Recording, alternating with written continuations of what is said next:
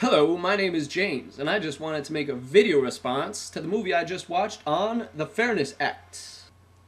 I think there is a truth here that is exemplified by this controversy, which is more significant than and more transcendent than what any single person, including myself, could think of such a possible new bill or enactment.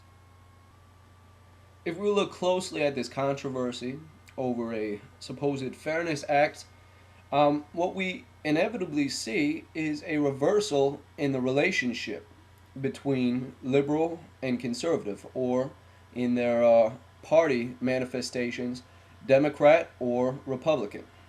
Well, what do you mean, James? What I mean is, if this is a policy that would be incurring regulation and restriction on the media, that would be something that would be traditionally viewed to be conservative or Republican. However, what we see, again, like I said, is a reversal of these roles. Instead of the conservatives and Republicans supporting this, it is a matter of the liberals and the Democrats. Now, what exactly does this mean? I believe this shows us, as only one example of thousands, that the party system that we have today is an organ of reaction. Reaction? It has been said by many philosophers that the mind and the brain is an organ of reflex. Now, the context in which that is brought up is that often our reflexes and or our impulses that we will have to react or intervene in one situation or another will be purely predetermined. And this idea has two implications.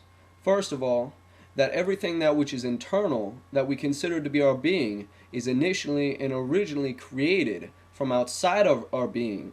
That means having an extrinsic origin rather than an intrinsic origin. And the second thing that it means is, well, our impulses are often mistaken. Our reactions are often mistaken, and thereby we make bad decisions. If, for example, we analyze the political parties and the nature of the political parties and the beliefs of the political parties over decades throughout just American government alone, what we will see is that each party in themselves has dynamically changed radically, even decade by decade.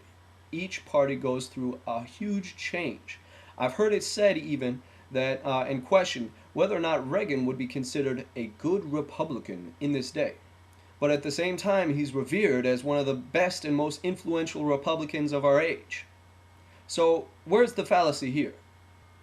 Republican values over time have changed.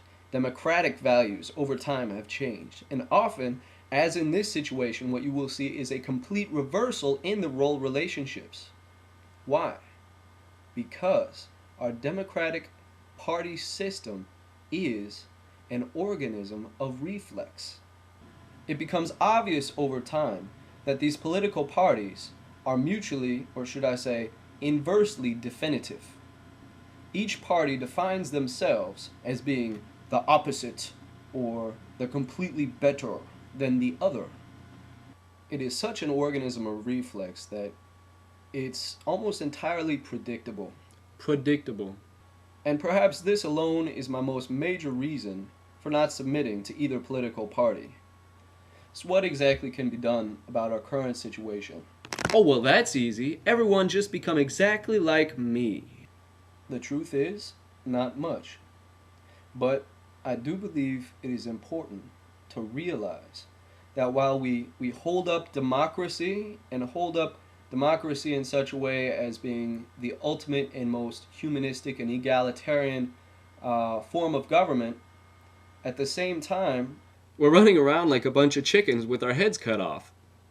we are being a sort of hypocrite if we jointly submit ourselves to party systems.